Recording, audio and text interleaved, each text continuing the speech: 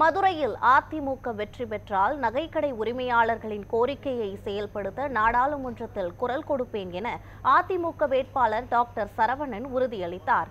மதுரை மக்களவை தொகுதி அதிமுக வேட்பாளர் டாக்டர் சரவணனுக்கு ஆதரவு கோரி முன்னாள் அமைச்சர் செல்லூர் ராஜு மதுரை மேலச்செட்டி தெருவில் உள்ள jewellers and bullion centres association நிர்வாகிகளை சந்தித்து பேசினார். அப்போது பேசிய அசோசியேஷன் தலைவர் பாலசுப்ரமணியன், மதுரையை சிறப்பு பொருளாதார மண்டலமாக மாற்ற வேண்டும் என்றும், அவ்வாறு மாற்றப்பட்டால் மதுரையில் உள்ள 4000 நகைக்கடை உரிமையாளர்களும் 10,000 நகைப்பட்டறை பொற்கொள்ளர்களும் பயனடைவதோடு அந்நிய செலவாணி அதிகரிக்கும் என கோரிக்கை விடுத்தார். இதற்கு பதிலளித்து பேசிய வேட்பாளர் டாக்டர் சரவணன், மதுரையில் அதிமுக வெற்றி பெற்றால் நகைக்கடை உரிமையாளர்களின் கோரிக்கையை செயல்படுத்த நாடாளுமன்றத்தில் குரல் கொடுப்பேன் என உறுதியளித்தார்.